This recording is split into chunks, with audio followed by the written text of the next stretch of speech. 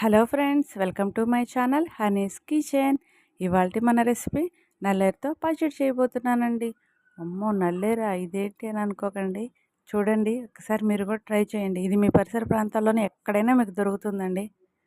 ఓకేనా, మనం ప్రాసెస్లోకి వెళ్ళిపోదాం. నల్లేరు అంటే ఇదేనండి.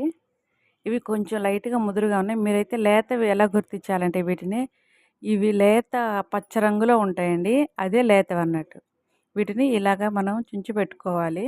ఇప్పుడు ఒక మందపాటి బాండీ తీసుకొని దాంట్లో 1 టేబుల్ స్పూన్ వరకు ఆయిల్ వేసుకొని ఒక 5, 6 వరకు ఎండుమిర్చి వేసుకోండి. ఎక్కువ వేసుకోవద్దు. కారం అనేది లైట్గానే వేసుకోండి. పచ్చడి టేస్ట్ బాగుంటుంది. ఇందులోనే కొంచెం అన్ని ధనియాలు వేసుకోవాలి. ఇవి కొంచెం ఫ్రై అయిన తర్వాత ఇందులోనే మనం చిటికెడన్ని మెంతులు, అలాగే చిటికెడంత జీలకర్ర, అలాగే కొంచెం అన్ని ఆవాలు వేసుకొని వీటిని బాగా ఫ్రై అయ్యేంత వరకు ఫ్రై చేసుకోవాలి. గోల్డెన్ బ్రౌన్ కలర్ వచ్చేంత వరకు ఫ్రై చేసుకోవాలి. చూసారు కదా, ఇప్పుడు మనం వేగిపోయాయి. ఇప్పుడు దీన్ని మనం ఒక మిక్సీ జార్లో తీసుకొని పక్కన ఉంచుకోవాలి. ఇప్పుడు మనం అదే బండిలో ముందుగా మనం ఎంచుకొని కడిగి పెట్టుకున్న నల్లేరు తీసుకొని ఫ్రై చేసుకోవాలి. ఇవి తింటే మనకి కాళ్ళు నొప్పులు అనేవి అస్సలు ఉండవండి. చిటికలో తగ్గిపోతాయి. ఒక్కసారి మీరు కూడా ట్రై చేయండి. మన నల్లేరు అనేది ఫ్రై అయిపోయింది. ఇప్పుడు దీన్ని పక్కన ఒక ప్లేట్లో ఉంచేసుకుందాం. కాళ్ళ నొప్పులు ఎక్కువగా ఉండేవాళ్ళు ఒక్కసారి నల్లేరు పచ్చడి ట్రై చేయండి ఫ్రెండ్స్. నిజంగా చెప్తున్నానని కాదు, త్వరగా కాళ్ళ నొప్పులను తగ్గిపోతాయి. ఇప్పుడు అదే బాండీలో మనం 1 టేబుల్ స్పూన్ ఆయిల్ వేసుకొని ఒక 3, 4 టమాటాలు, మీడియం సైజ్ టమాటాలు వేసుకొని మూత పెట్టుకొని మగ్గించేసుకోవాలి. మన టమాటాలు అనేవి మగ్గిపోయాయండి. ఇప్పుడు ఇవి బాగా చల్లార్చుకోవాలి.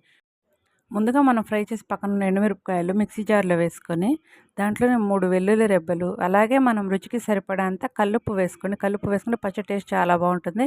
ఇలా కచ్చాపచ్చాగా పట్టుకొని మిక్సీ పట్టుకొని ఇప్పుడు దీంట్లోనే మనము ముందుగా ఫ్రై చేసి పెట్టుకున్న నల్లేరు కూడా తీసుకొని బాగా మెత్తగా అయ్యేంత వరకు మిక్సీ పట్టుకోవాలండి. ఇప్పుడు మనం ముందుగా వేయించుకున్న టమాటాలు కూడా దీంట్లో వేసుకొని మిక్సీ పట్టేసుకోవాలి.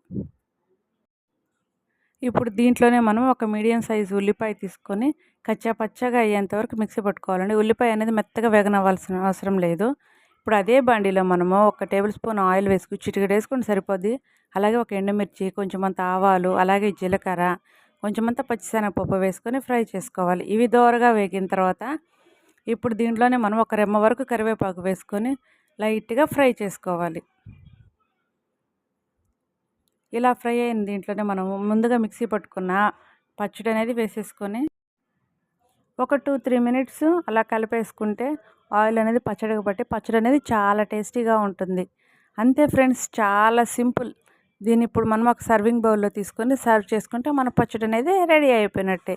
ఒక్కసారి మీరు కూడా ట్రై చేయండి. టేస్ట్ అయితే అదిరిపోతుంది. హెల్త్ పరంగా కూడా ఇది చాలా మంచిది. ఒక్కసారి మీరు కూడా ట్రై చేసి చూడండి. మీకు కూడా చాలా బాగా నచ్చుతుంది. ఓకే ఫ్రెండ్స్, మా వంటలు కనుక మీకు నచ్చినట్లయితే ప్లీజ్ అండి మా ఛానల్ని లైక్ చేయండి, షేర్ చేయండి, అలాగే సబ్స్క్రైబ్ చేసుకోండి. Thank you all.